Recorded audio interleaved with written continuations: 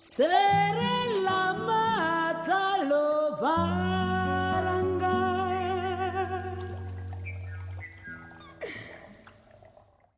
je me nomme normalement Ngondo Patrick.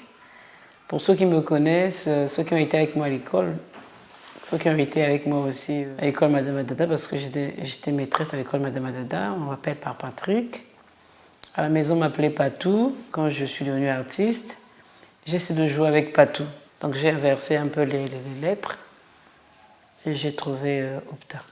À 12 ans, j'allais déjà dans le Quilombo, le groupe traditionnel que tout le monde connaît. Je me souviens pourquoi j'avais intégré le Quilombo. Parce que je me rappelle très bien, très jeune, on avait l'habitude d'aller assister les groupes traditionnels dans les communes, chose qui n'existe plus, c'est dommage. C'est là où j'ai commencé à aimer la musique traditionnelle. Chaque dimanche, on changeait de commune. Je me rappelle bien, ce temps-là, j'étais à Pointe-Noire, on changeait de commune pour aller suivre les groupes traditionnels. Et à 13 ans, j'ai intégré un groupe de gospel, parce que je suivais ma grande sœur aussi qui chantait, j'avais ma grande sœur qui chantait. Et quand je suis arrivée dans le gospel, il s'est passé quelque chose, c'est que je ne m'adaptais pas. Donc du coup, j'étais mise un peu à l'écart, on me disait de venir assister. Le jour que le coach constatera que je chante maintenant bien, on pourra m'intégrer dans le groupe. Donc il arrivait que je me réveille très tôt, j'arrivais sur les lieux, je balayais, je mettais les bancs, j'attendais tout le monde. Et du coup, j'attendais mon jour, quoi. Et ça s'est fait. Après une année, j'ai été recrutée. J'étais vraiment décalée, parce que quand j'ai quitté le Quilombo, pour aller dans le gospel, j'avais du mal à chanter juste dans le gospel. Très jeune, je me rappelle, papa avait des CD à la maison, j'écoutais beaucoup Angélique Kidjo, Rebecca Malopé, et la première personne que j'ai eu à imiter, c'était ma grande sœur. C'est vrai que Angélique, j'écoutais, j'aimais beaucoup sa fougue. Je me disais un jour, quand je serai une grande chanteuse, je ferai comme elle, je veux chanter avec courage, je veux bien bouger. Mais la personne que j'ai commencé à interpréter, c'était ma sœur. Après, j'ai interprété Mahalia Jackson, j'ai interprété pas mal. Mais je ne m'étais pas focalisée sur une artiste. Je prenais un peu de tout, quoi. C'est juste la musique congolaise, moderne, authentique. Parce que normalement, moi, je puise mes sources, en fait, je puise mon inspiration dans les rythmes traditionnels que j'essaie de brasser avec d'autres sonorités. Actuellement, je travaille avec un ami qui a découvert la gamme africaine parce que j'ai eu ce problème dans la guitare quand je chantais. C'est vrai que je chantais le chant traditionnel, mais les accords qui m'accompagnaient ne collaient pas avec ce que je chantais. Donc je travaille actuellement avec un guitariste congolais qui a découvert la gamme africaine. Parce que nous, généralement, on joue avec la gamme occidentale. C'est vrai qu'on a toujours tendance à dire que les Noirs n'ont pas d'histoire, les Noirs n'ont pas d'organisation, les Africains n'ont pas une musique, mais lui, il a démontré que nous, les Africains, nous avons une musique. Parce que le jour que je l'ai rencontré, que j'ai chanté, lorsque il a posé sa gamme et j'ai chanté, ça a collé. Et donc là, je le lâche plus, le gars. Et en plus de ça, le 24 septembre, à l'IFC, c'est cette gamme-là que j'ai présentée avec tout mon groupe. Voilà, la gamme Kemet. Je garde des très bons souvenirs de ce groupe. Toutes les personnes qui étaient là ont été devenues comme des frères.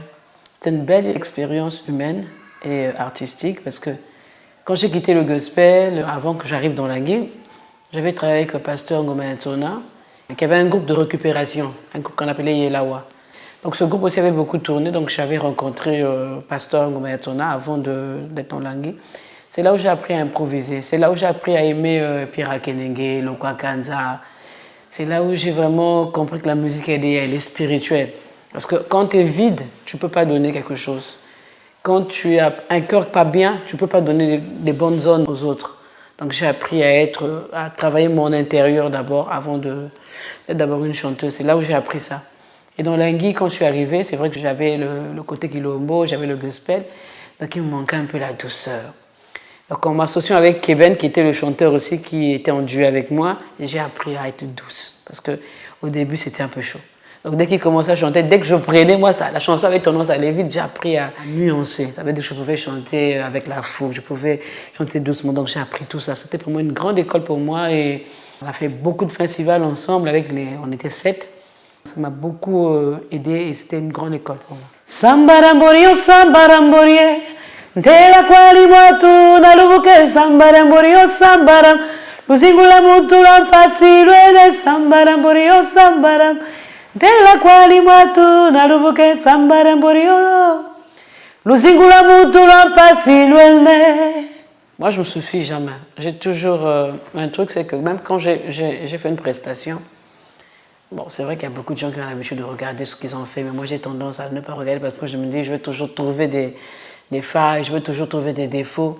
Je me dis, je vais continuer à apprendre, même à la fin de mes jours, parce que personne ne peut dire que... En fait, on ne se suffit pas. Tellement que dans ma tête, il y a plein de choses qui bouillonnent. Je me dis, chaque fois que j'ai fait quelque chose, je me dis, je vais créer encore une autre chose.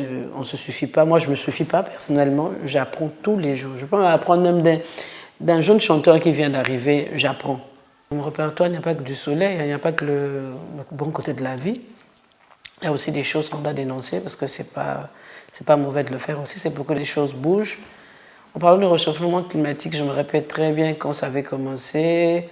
J'étais pas ici, j'étais ailleurs dans mes tournées. Je me suis dit, mais dans d'autres pays, on parle de ça, mais pourquoi pas chez nous?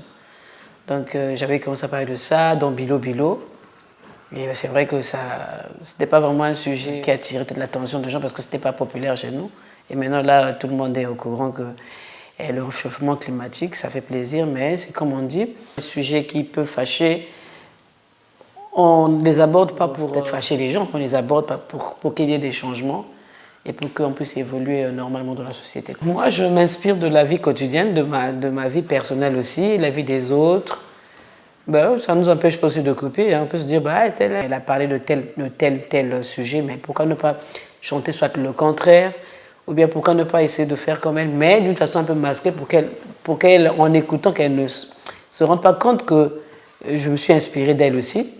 Et généralement, on le fait souvent pour des artistes qui sont ailleurs, pour qu'on ne puisse pas dire, ah oui, un tel a fait comme un tel. Étant dans un même pays, on connaît ce que c'est les polémiques qui n'ont pas de sens parfois. Donc, je m'inspire des autres et je m'inspire aussi de mes propres expériences. C'est une amie qui m'avait parlé de ça, mais comme je n'étais jamais venue ici, c'est un plaisir pour moi d'être invité ici, de découvrir vos locaux, de découvrir cette très belle émission qui met en avant la musique congolaise. C'est une bonne initiative, je pense, parce qu'actuellement, les émissions culturelles, il n'y en a plus. On a eu plein d'émissions qui n'existent plus, c'est dommage pour nous parce qu'on a besoin de ça. On a besoin de ça vraiment pour évoluer ici au Congo. Déjà, musicalement, faire la musique au Congo, c'est très difficile. Mais si on nous arrache encore des émissions culturelles, ça serait la mort. La mort de la culture qu'on va faire. Ça, c'est tuer la culture. Donc, on est très, très content de voir ce genre d'initiative. C'est pour nous aider encore, pour nous pousser encore à travailler et pour qu'on vienne vous présenter encore ce que nous avons eu à faire, quoi. Les projets, j'en ai plein. C'est vrai que j'ai présenté mon spectacle le 24 septembre. Normalement, le but, c'est de ramener ce spectacle partout. Pointe-Noire l'a déjà pris, l'IFC de Pointe-Noire. Donc, le but, c'est que ça ne s'arrête pas seulement à l'IFC, qu'on puisse aller dans les festivals pour aller présenter ce spectacle-là. J'ai aussi enregistré un titre avec des Bayonnes, Combo. Et on fera le clip au mois de novembre. En dehors de ça, je continue en fait à m'imprégner de la gamme Kémit parce que je suis vraiment la première pionnière à pouvoir porter ce projet-là. C'est un Congolais qui a découvert cette gamme-là. C'est une fierté congolaise, c'est grandiose ce qu'il a eu à faire. Si c'était un blanc, tout le monde serait derrière lui. Découvrir une gamme qui n'a jamais existé, une gamme africaine que les Congolais peuvent utiliser, les Ouest africains peuvent utiliser pour leur chant traditionnel. Je pense que c'est un garçon que nous devons propulser, emmener un peu loin. Mais moi, je suis parmi les premières pionnières qui utilisent cette gamme-là. Donc, je continue à m'imprégner dans la gamme Kémit. Et j'aimerais aussi que vous puissiez vraiment prendre connaissance de cette gamme-là. Et je pense que comme ça, on pourra changer les choses, quoi. Je suis consciente de ça, c'est vrai. En fait, moi, mon souci, c'est quoi? Au niveau mondial, les gens connaissent plus l'Afrique de l'Ouest. Afrique centrale, il n'y a pas beaucoup de chanteuses qui sont connues. Donc mon but, c'est que je sois une référence au niveau de l'Afrique centrale. Quand on parle de l'Afrique centrale, on parle d'Oupta. Quand on parle du Congo, on parle d'Oupta. Chacune de nous a quelque chose que Dieu a mis en elle, je veux dire. Mais moi, j'ai quelque chose de particulier. Ça, je parle de moi. Quelqu'un m'a dit que si ta personne peut parler de toi, fais de toi-même. Donc je parle de moi parce que je sais que je suis une âme différente. Je suis né pour marquer ce pays. Quand je chante, je ne suis plus moi en fait, je suis habité par un esprit. Parfois quand je chante, je rentre en transe, les gens ressentent ce que je dégage. Donc c'est pour dire que je suis faite pour ça, je suis née pour chanter. Donc j'ai aussi des traces à laisser. Je suis très content d'être née au Congo. Les rites traditionnels me nourrissent. Dès que j'entends un téké chanter de la chair de poule, dès que j'entends un boshi, un dondo, un bébé, quelle que soit l'ethnie, peut venir le gars, je ressens des frissons. Quand on dit que chez moi c'est une réalité, sincèrement. Dès que j'entends ça, je frissonne, mon sang circule rapidement. Je suis faite pour ça. Voilà. J'ai fait un constat, quand je me rends par exemple à Talangaï, j'essaie de chanter, je dis « Ah, c'est toi qui as chanté ça, mais oui, on ne te reconnaît plus. » Tu vas à Bakongo, « Ah oui, ah, j'adore cette chanson. » Parfois, on a tendance à croire que les gens ne nous suivent pas, mais les gens nous suivent.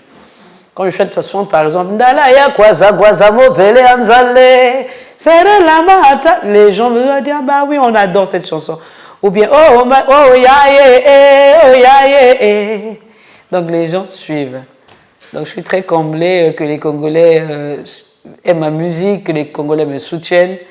Donc je profite de l'occasion de leur dire merci, merci vraiment. C'est un plaisir d'être ici, merci de l'opportunité et merci à tous ceux qui me soutiennent, à ceux qui me découvrent. Allez visiter ma page YouTube, vous allez juste cliquer Opta, vous allez voir mes vidéos et j'aimerais juste dire à ceux qui me suivent qu'il faut croire en vous. Quel que soit ce que vous êtes aujourd'hui, il faut juste se dire que demain ça peut changer. Parce que moi, quand j'ai commencé à chanter, je n'étais pas une chanteuse, j'avais pas une belle voix, mais j'avais tellement la fougue de réussir, j'avais tellement l'envie, je me disais que je dois être une chanteuse. Parce que j'accompagnais juste ma soeur, je me disais que moi je dois aller loin, loin. Et toutes ces filles qui chantaient en ce temps-là ne chantent plus. Donc je suis restée presque la seule, je me rappelle très bien dans ce groupe-là, à pouvoir continuer. C'est pour dire que même si on n'a pas le talent qu'il faut, mais quand on a la vision, on peut aller loin. Donc il faut croire en vous.